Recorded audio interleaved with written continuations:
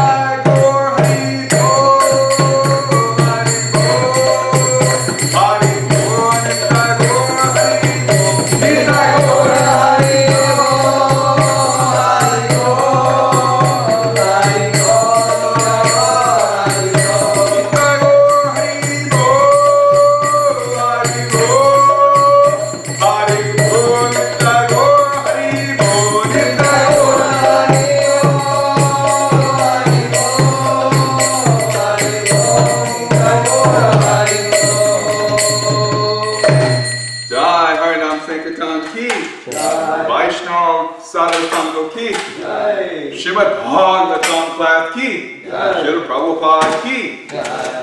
Om Namo Bhagavate Vasudevaya. Om Namo Bhagavate Vasudevaya. Om Namo Bhagavate Vasudevaya.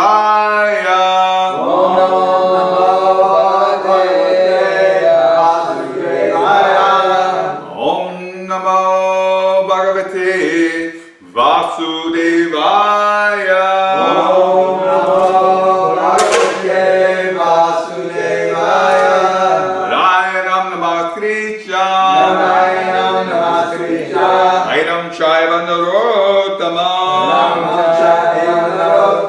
Devim Saraswati Vyasa. Devim Saraswati Vyasa. Tato Jaya Mudiraya. Tato Jaya Mudiraya. Nasta Pureshu Abhadreshu. Nasta Pureshu Abhadreshu. Nityam Bhagavata Sevaya. Nityam Bhagavata Sevaya. Bhagavati Uttama Shloke. Bhagavati Uttama Shloke. Bhaktir Bhavati Naistiki. Bhaktir Bhavati Naistiki. Jai Srimad Bhagavatam ki. Jai.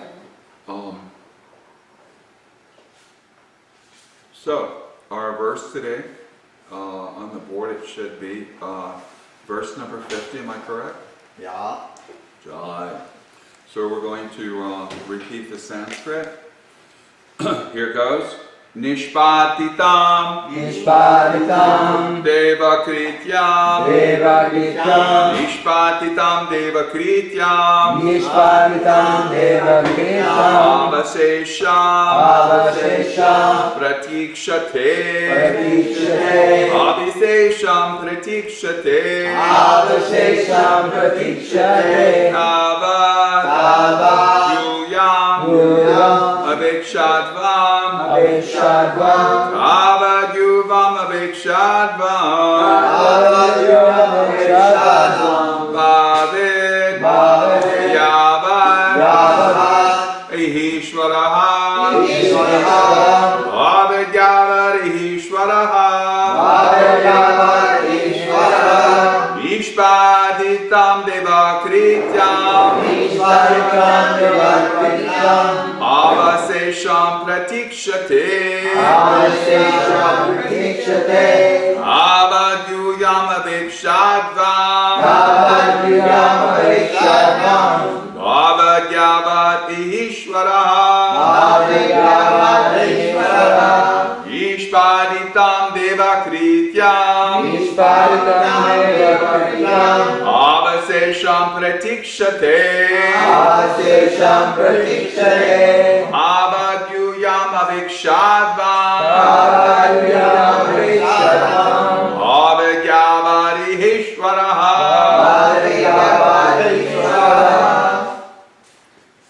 Nishpaditam devakritam. Nishpaditam devakritam. Avasesham pratikshate. Avasesham pratikshate. Avadyuyam abhikshadvam.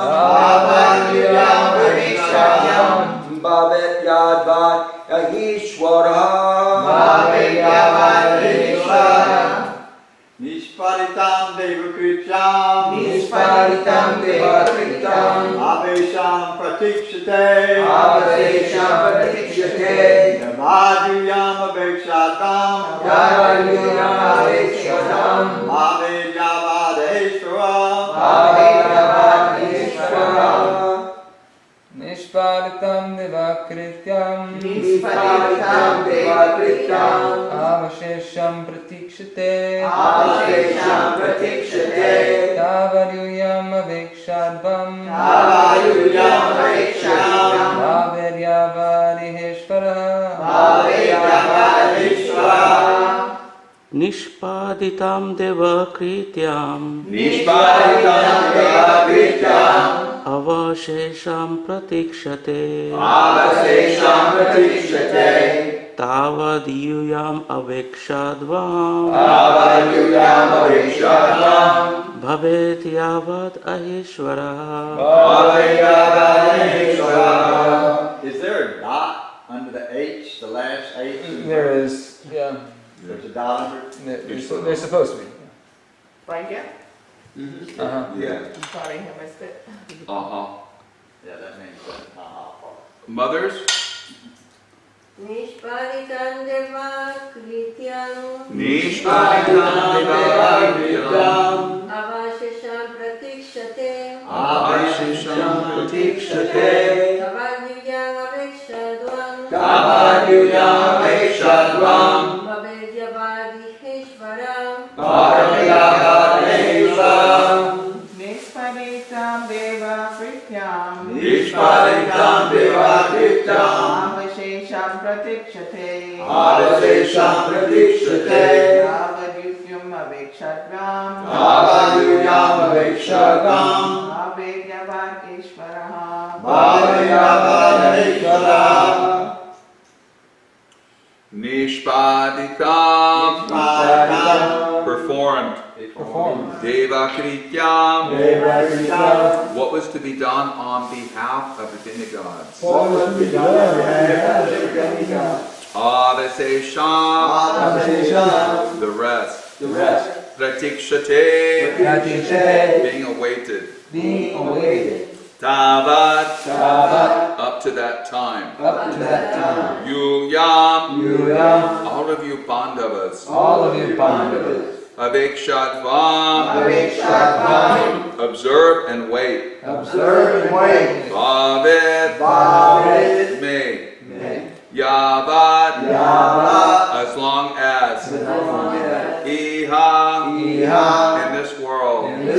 Ishvaraha the Supreme Lord. Translation. The Lord has already performed his duties to help the demigods, and he is awaiting the rest. You Pandavas may wait as long as the Lord is here on earth. So please repeat. The Lord has already performed his duties to help the demigods. And he is awaiting the rest. You Pandavas may wait as long as the Lord is here on earth.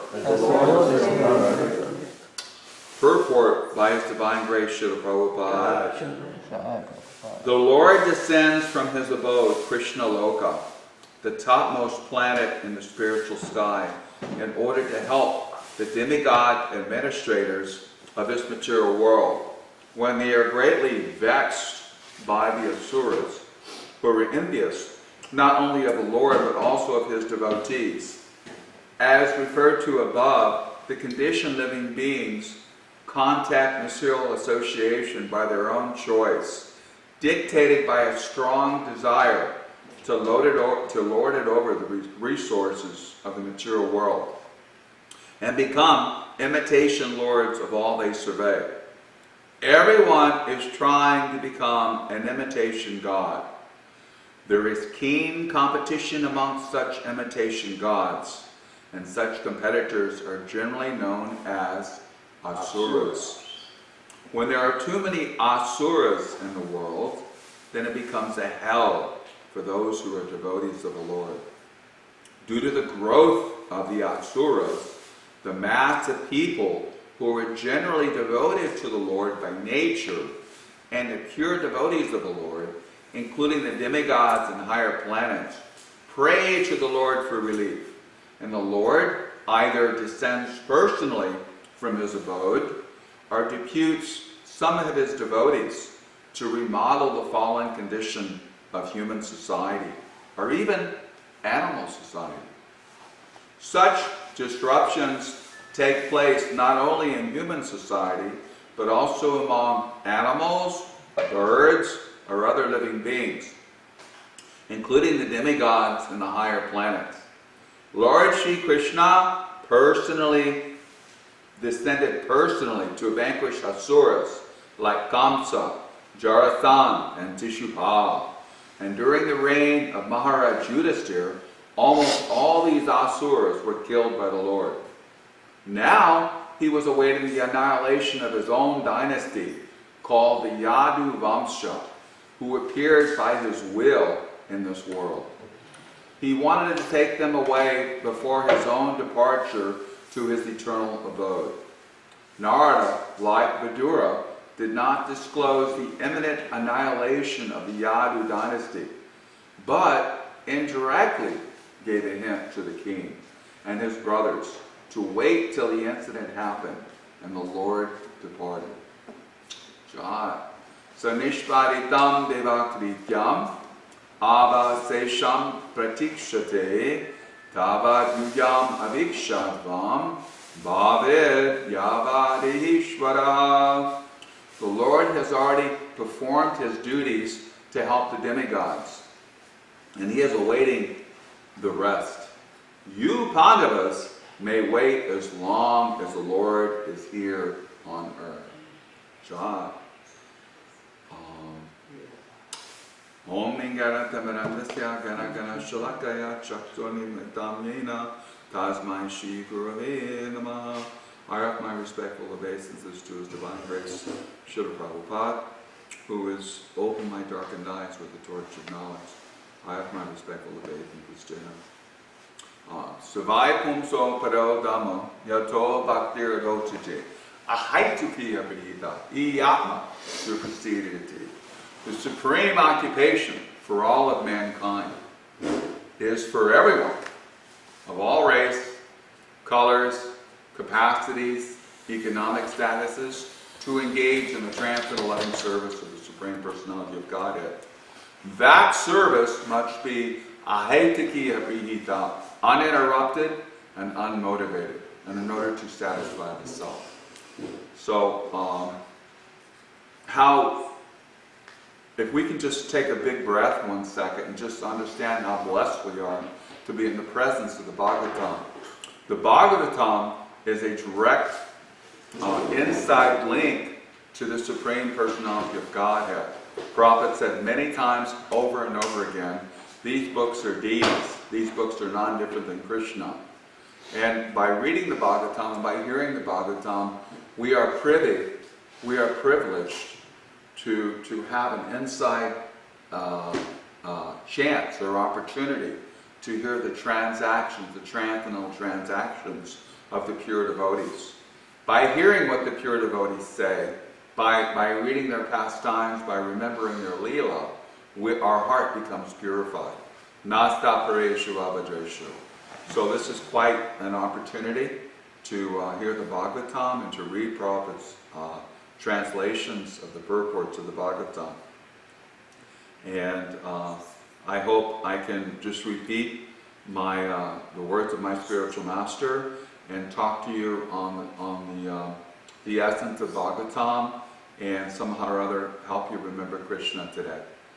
So this is a very nice purport. Narada Muni is talking to his dear friends, the Pandavas, who are very dear to Lord Krishna. He's counseling Maharaj Yudhisthira, actually. Maharaj Yudhisthira was a bit abruptly upset. Maharaj Yudhisthira was worried about the welfare and condition of his uncle, Dhritarashtra, and his auntie, Mother Gandhari. And so this was a bit upsetting for Maharaj Yudhisthira. And it seems to me in the Mahabharata and in other places, the mood of Maharaj Yudhisthira set the scene according to what was going on. Just like if the mood, as Maharaj Yudhisthira was talking to Bhishma, grandfather Bhishma, Maharaj Yudhisthira was very somber. He was very depressed. He was grieving greatly regarding almost being regretful for all the deaths in the Battle of Kurukshetra. So it set the mood of the dialect. So Maharaj Yudhisthira, who was a Mahabhagavat, a wonderful devotee of the Lord, whose feet never touched the ground, could somehow or other set the mood of being very, very startled and upset about the welfare and condition of his uncle and aunt. So this is Vaishnava. Vaishnava is always concerned for the welfare of others, especially when a Vaishnava is sick. We have currently we have a godbrother right now who is ill. He can't be with us today. So we should be concerned. We should be praying to Krishna in our mind, in our hearts. Please, Lord Krishna, take care of my godbrother. I don't want him to suffer. And if I can be any service to him, let me be of service to him. Regardless of my capacity, just a member of the community, or as temple president, or whatever capacity I can do to serve him. This is Vaishnava. When devotees were sick in India, when Shruti Kirti got sick, when he was Prabhupada's personal servant, Prabhupada immediately, every day, was inquiring about the welfare of his servant, about the welfare of the devotees.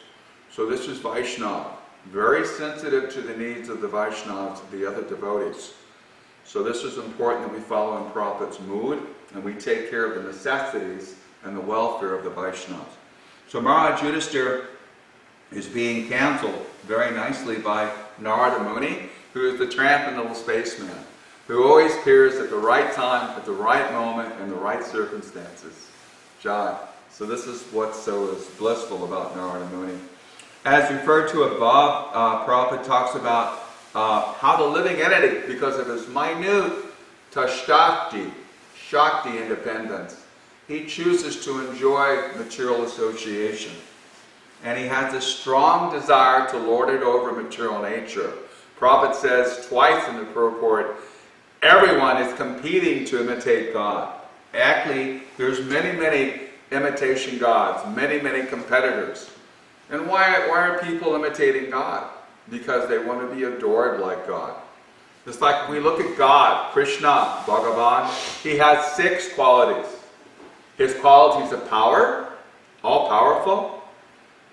Krishna has got the corner beaten on beauty. He's all beautiful.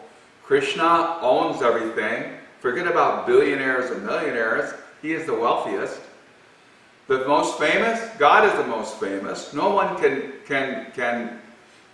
claim they never heard of God. He is the most famous. Krishna is the most renounced. We've seen in his pastimes how he can leave everything as it is and not be attached to his wealth or his fame or his beauty. And also, who is the most knowledgeable? Who knows everything that's going on from the past, the present, to the future? That's God. So all these qualities are Bhagavan. And the asuras are the living entities who develop these asuric traits. They want to copy. They want to be beautiful. They want to be famous. They want to compete for knowledge. They want to compete for fame and wealth. Wealth is a big thing. Wealth and beauty in the material world. Sex life and money. You have sex life, you have money, oh, you can become a powerful man. John, this is what makes Maitunya Agara, this world of sex life, this world of the shackle of sex life. You want to be a successful man or a successful woman in this material world, you have money for power, and you better have beauty, and together you can make many things happen. This is called power in this material world. The worship of Hollywood, the worship of Bollywood, the worship of movie stars, actresses, anybody who has a little bit of beauty, a little bit of fame, a little bit of power, a little bit of charm, as far as their sutra skills of actors or actresses, oh, immediately, oh, they lay down, you know, and they worship. They put up posters and pictures and people follow them. What is it? They follow people on Facebook. If you have so many followers, that's the barometer to how popular you are. Well, these are all many tiny, insignificant competitors because everybody is looking for these qualities. Everybody wants to be the most famous, the most wealthy, the most beautiful. So these things are happening. But what's interesting is they're all competing with each other. So let's transfer this from an individual standpoint and go to a community standpoint or a regional. Or actually, let's expand it to a country, to a nation, where a nation wants to expand its power, it wants to expand its wealth, it wants to expand its influence, and therefore it conquers another nation. right? So we've seen this type of mentality, to where the earth is troubled by these asuras who are causing problems for Mother Bhumi. Earth planet is known as Mother Bhumi. Bhumi is actually a servant of Krishna. And she sometimes complains about the burden of the earth due to the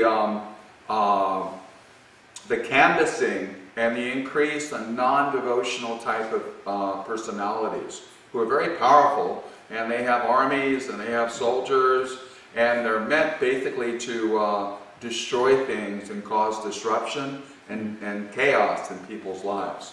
So when the earth becomes overburdened by these types of personalities, what happens? Yada yada hi dharmasya glanir bhavati bharata abhyutanam adharmyasa tadatmanam srijamyaham. We all know this verse, so important. Krishna says in the Bhagavad Gita, chapter 4, verse 7, whenever and wherever there is a decline in religious practice, O descendant of Bharata, and a predominant rise of irreligion, at that time I descend myself. So Krishna has guaranteed us in this material world, through the eternal teachings of the Bhagavad Gita, that He is the source of the principles of Dharma. He is the source of the knowledge of the Vedas. He is Dharman Tukshakshak Bhagavat Pranitam. Religious principles are enunciated by the Supreme Lord, no one else. Not as sectarianism, the Buddhists and the Hindus and the Jews and the non-Christians or the Mayavadis, the impersonalists. No. Dharman Tukshakshak Bhagavan. Just like the first verse of the Bhagavatam, the leading first verse. Do you know that verse, Mother Shamalota? Sanskrit? The first one. Om Namo Bhagavate Vasudevaya. Yes. Yarmayasya Yatonoya Sitaratasya Sarigyaswarat. Nebrahmagida Yadi Kavaye Mukhyante Yatsuraya. Tejovari Nidam Vinimayo Yatra Trisarva Misra. Sada Nirasta Kuhakam Sutyam Param Dimakhe. Very nice. So, what I'm going to read the translation real quick, because what the first verse does is establish what this Bhagavatam is about, what the goal and the purpose of the Bhagavatam. O my Lord Krishna, son of Vasudeva, all-pervading personality of Godhead, I offer my respectful obeisances unto you. I meditate upon Lord Krishna because He is the absolute truth, the primeval cause of all causes of the creation, sustenance, and destruction of the manifested universes. And it goes on and on and on regarding how Lord Krishna takes care of the maintenance of the universe and has various energies that control the three modes of material nature, the material and spiritual world.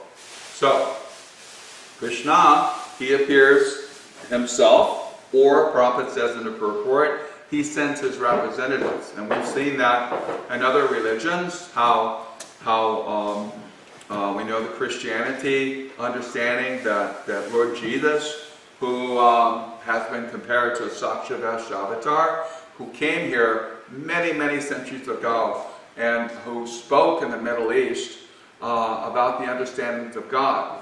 And actually at the time, because of the social, political, and religious environment, Lord Jesus was considered a radical or a revolutionary. And we know the story how He was persecuted. And there is also a history and some type of evidence that he studied in India under the Brahminical culture. So that's very nice. So Lord Jesus was a great devotee of the Lord. We respect Him. Prophet said many, many times that we honor His preaching and what He did.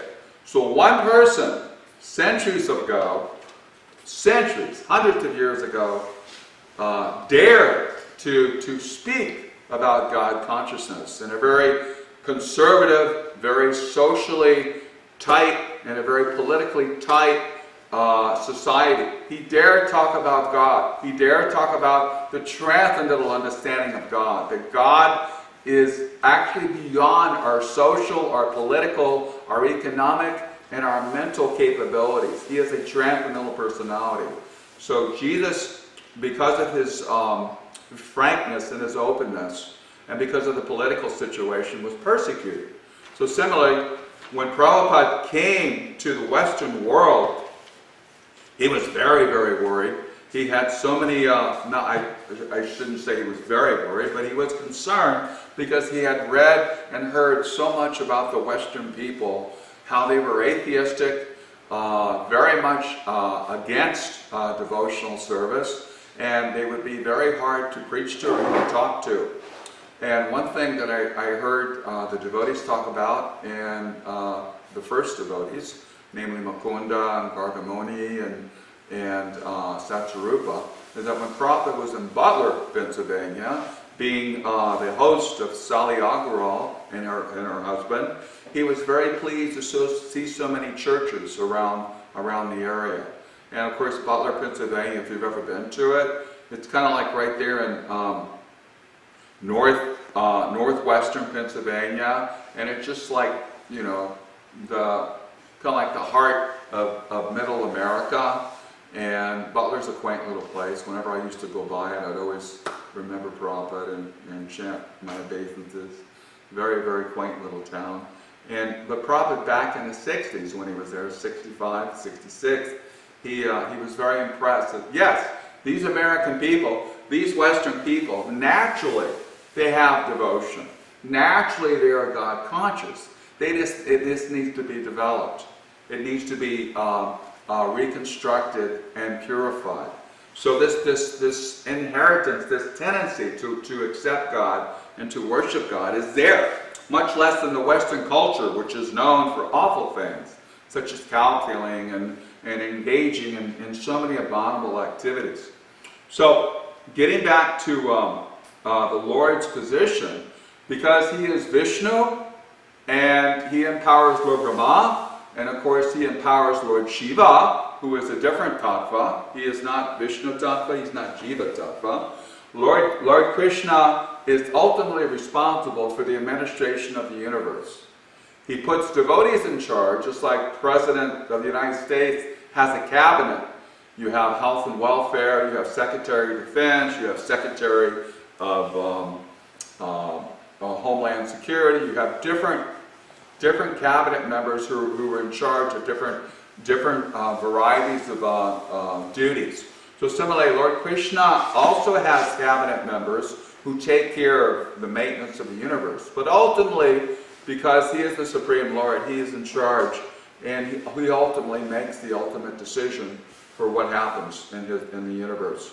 So the demigods are constantly, we always talk about heaven, we talk about the heavenly planets, we talk about Shangri-La, how the women are so beautiful, and everything is song, and everybody's enjoying intoxication, and everything is just like a complete phantasmagoria. Sounds like a really wonderful place you want to go. Actually, the heavenly planets has its problems, because there's always conflicts. There's two types of people out there. There's the asuras, the demons, who are also enjoying the heavenly planets, and there's the suras, the devotees. So how can one enjoy heavenly pleasures when he's under the threat of attack? Just like you've got a gun and you're holding it to somebody's head. Now I want you to enjoy this meal, enjoy this woman, enjoy this movie, enjoy this picture show, or enjoy this dance show, but I'm going to hold a gun to your head. You can't enjoy it. So automatically anxiety is there. So Krishna says in the Gita, as we said the other day, Abrahma Bhuvana Loka, from the highest planet down to the lowest. So the demigods and the asuras, the demons, they're constantly going back and forth, almost like a football game. There's always something going on. You know, the asuras are making points, the demigods are making points. They're always going to Lord Vishnu asking for help, because the devotees, the demigods, who are pious, who are somehow or other trying to maintain their sense pleasure at the same time they're protecting their kingdom, they're crawling out to Lord Krishna, calling out to Lord Vishnu for help. And this is Krishna's responsibility. He actually comes himself, or sends relief in the form of other devotees, or just by his power. His power as Ishvara, controller. Regarding Prabhupada's mention here in the purport, sometimes devotees are sent to remodel the fallen conditioned souls, even in animal society. Now, we know about the animal incarnations such as Matsya, Karma, Varaha, but I'm not too sure.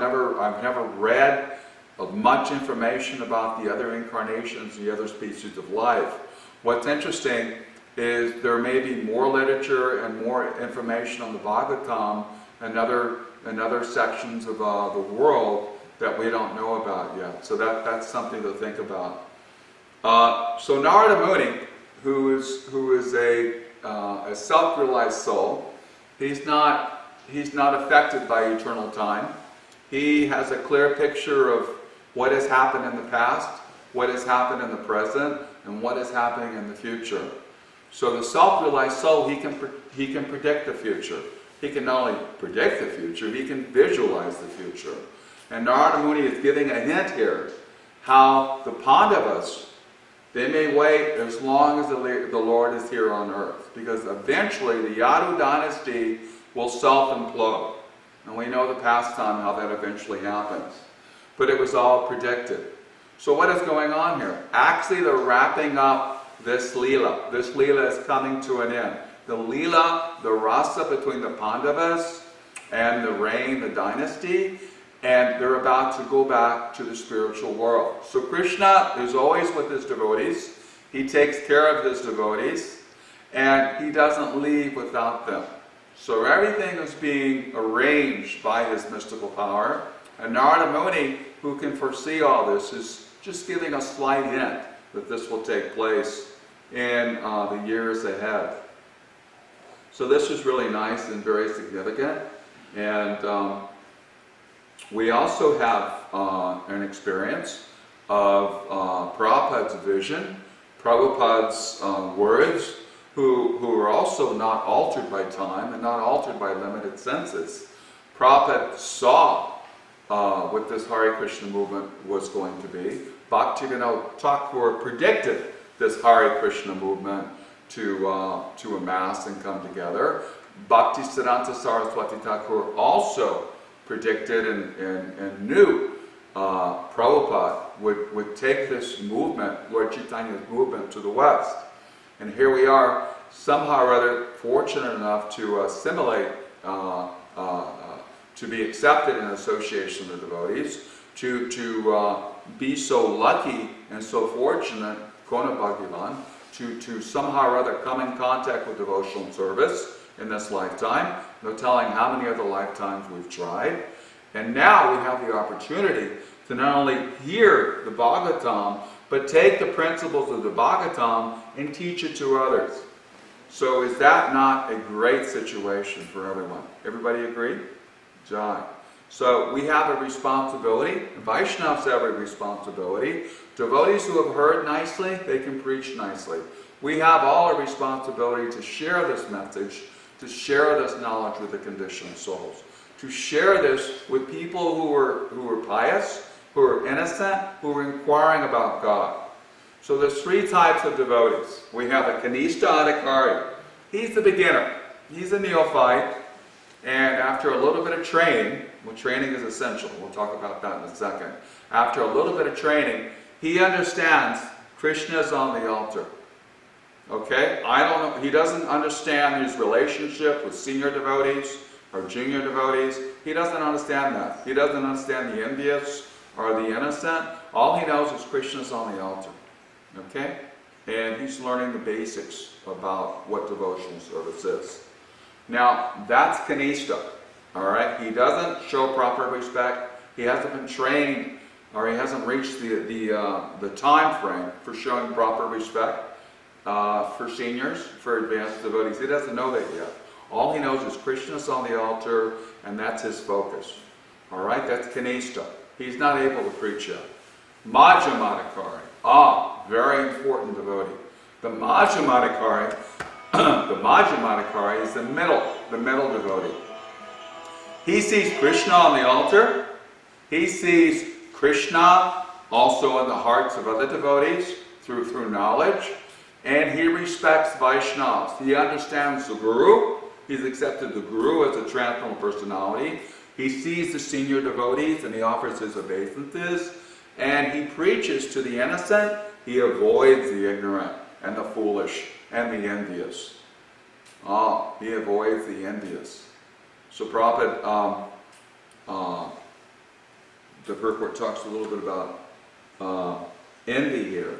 How Lord Krishna descended personally to vanquish Jarasan and Sishupal. And we're going to talk about that in a second. Getting back to the Madhyamadikari. So the Madhyamadikari is a preacher. Now the third category is who? Paramahamsa, right?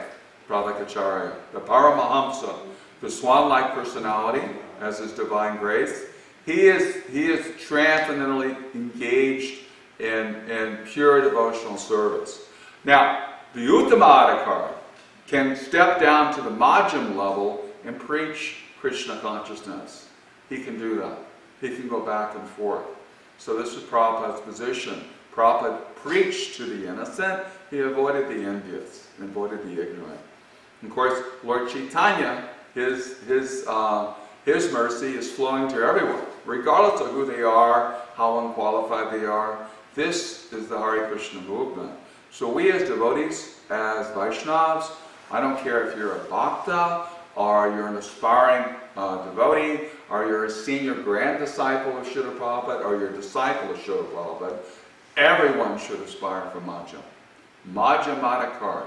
This is how we develop our adhikari. This is how we develop our devotional service.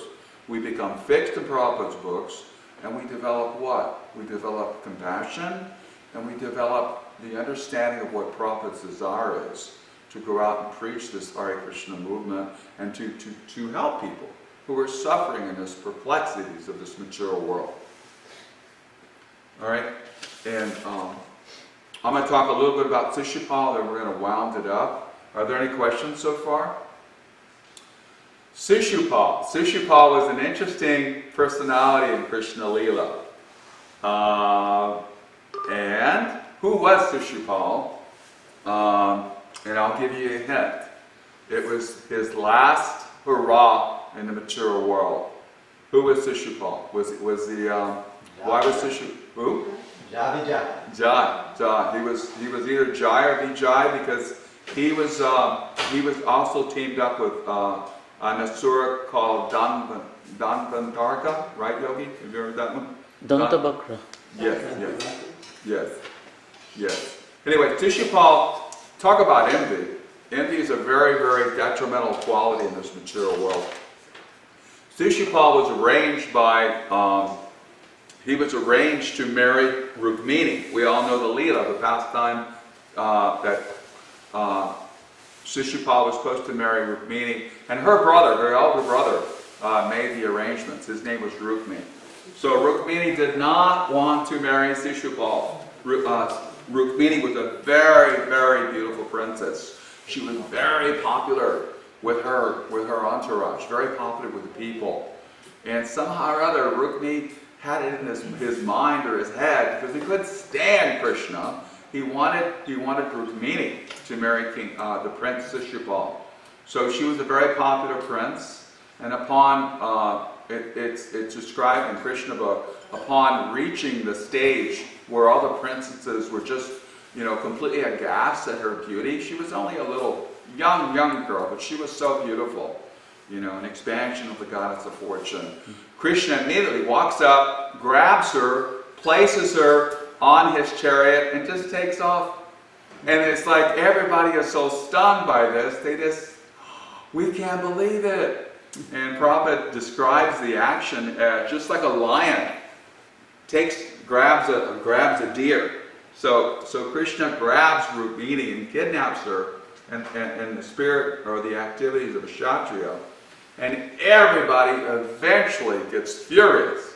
And the armies of Shishupal, Jarasan, they gather together, and they say, we're going to get Rukmini back, and they have to take care of Krishna once and for all. Actually, Lord Krishna and Balaram are fighting together, these armies.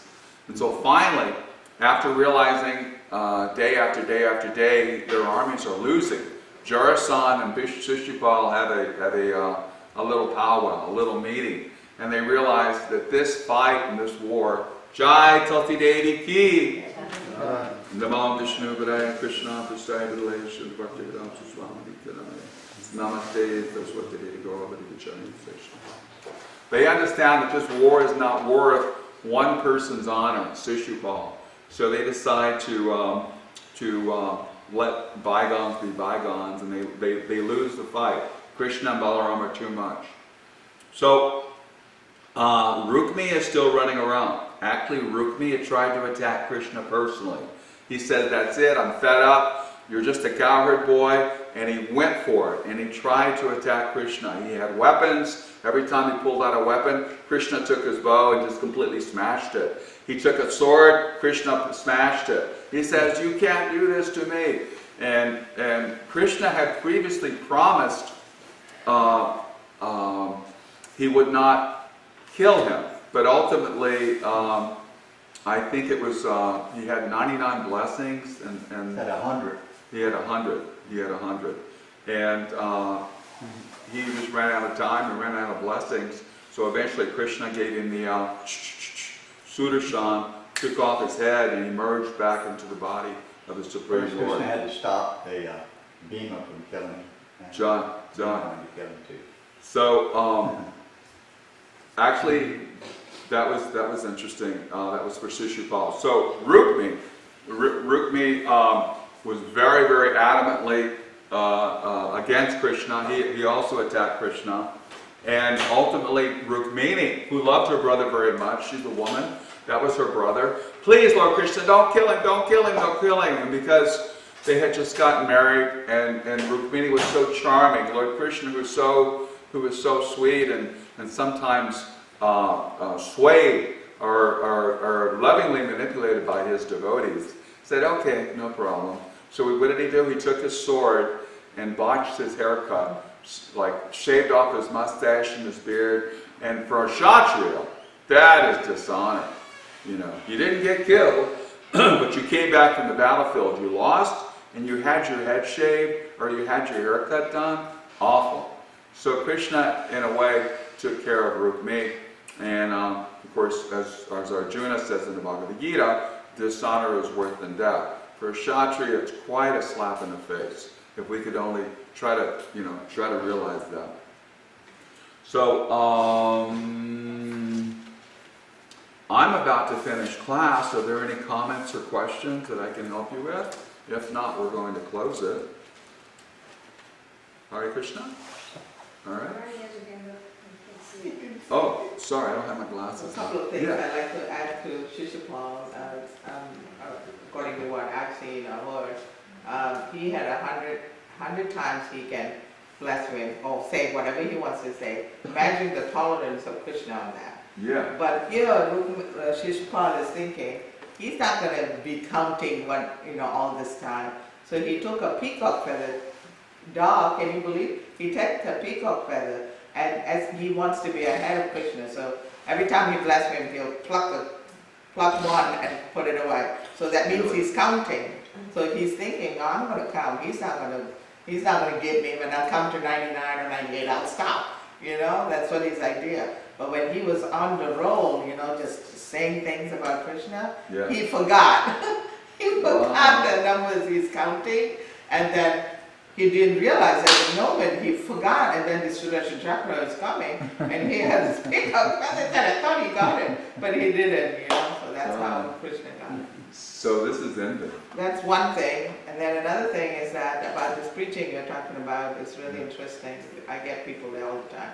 Yesterday I saw a lady walking with a t-shirt coming inside a gas station. I'm going out. She says, who got it better than us? That's just the question. Who has it made better than us?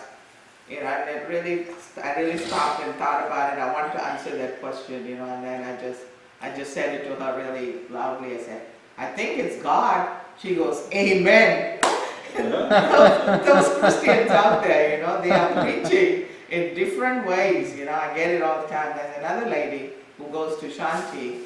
She knows us, but obviously we did not preach to her, talk to her, don't know. She's been here before she came, and she's going to a Buddhist retreat down in Alabama or somewhere, you know.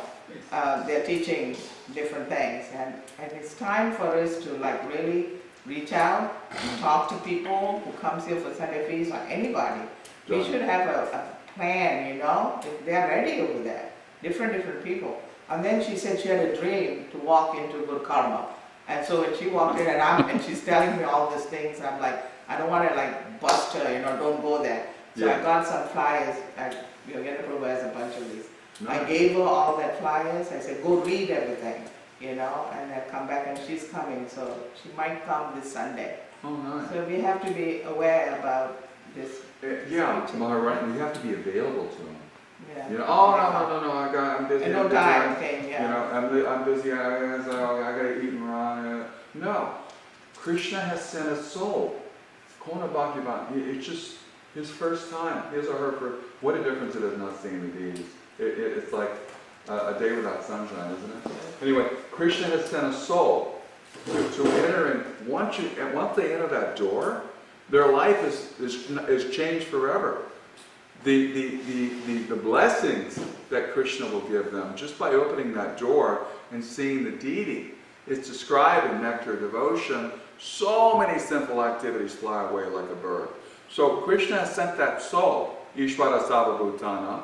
It is up to you, Lord Chaitanya is expecting you, and you, and you, and you, to stop what you're doing. Won't worry about your mind and your senses, and take your time and act like a lady or a gentleman and take care of them. So I really applaud you, Maharani, because I'm small. no, it's important because you're doing the right thing, and not only feeding people, you're encouraging them in their spiritual life. It's really important. So we have to develop that. I mean, we say it every morning. Vanchakalpa Tirugashcha, Kripa Sindhavyacha, Patina Pavani. How do we get compassion? First of all, we experience suffering. And you have to open up your eyes in the material world. You'll see people suffering. You'll see people suffering, and it will hurt you.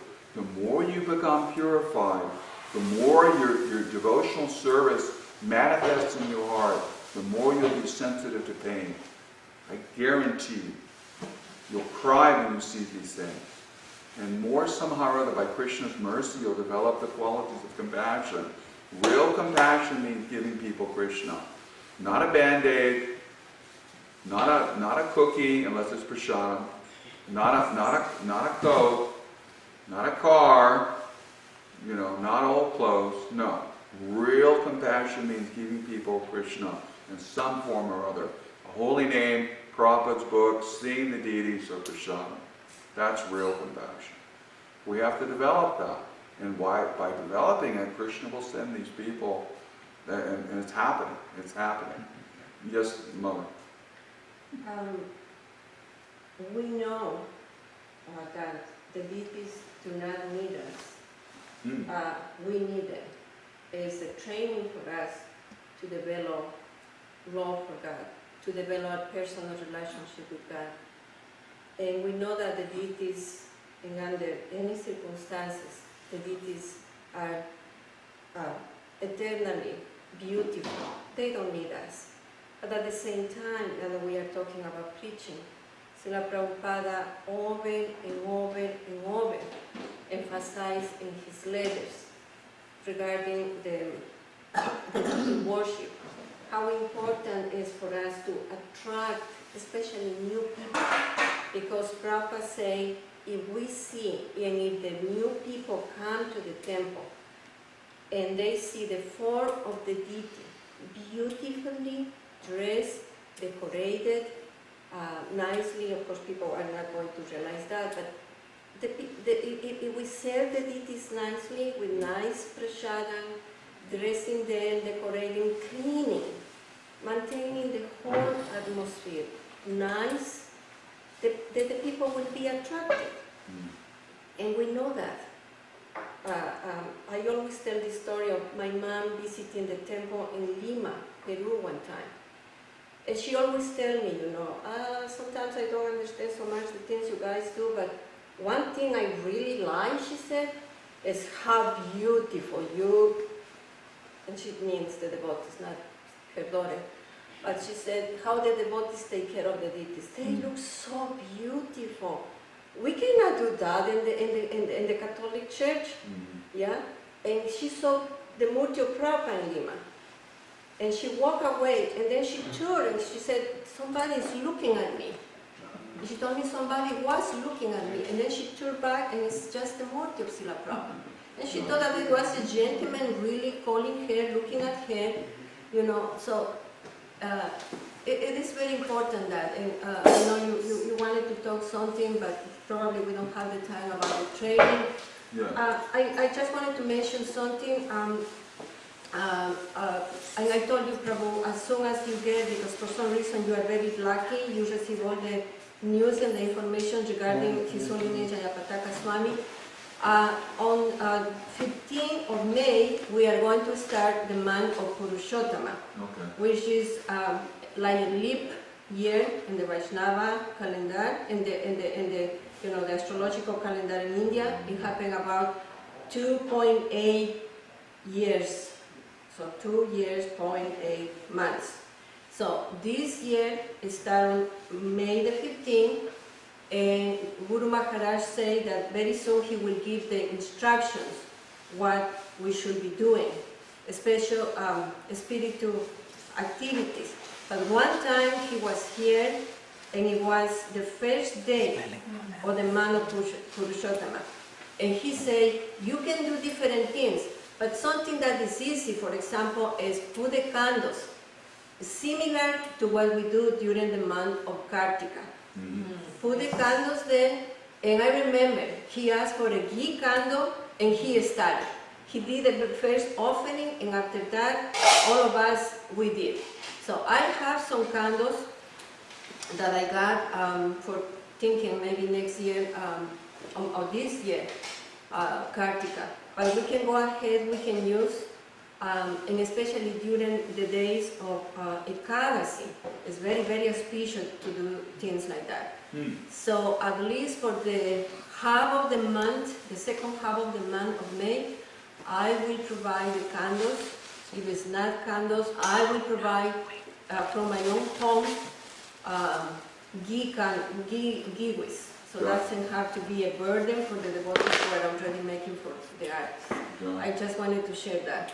And let Prabhu Yogendra know that and ask for his authorization so we can do that. It's right here. Is that okay with you, Yogi? Yeah, no problem. Make sure that they clean up all the wax that gets all over the place. That sounds really fun. Jai, glory to Srila Prabhupada ki. Jai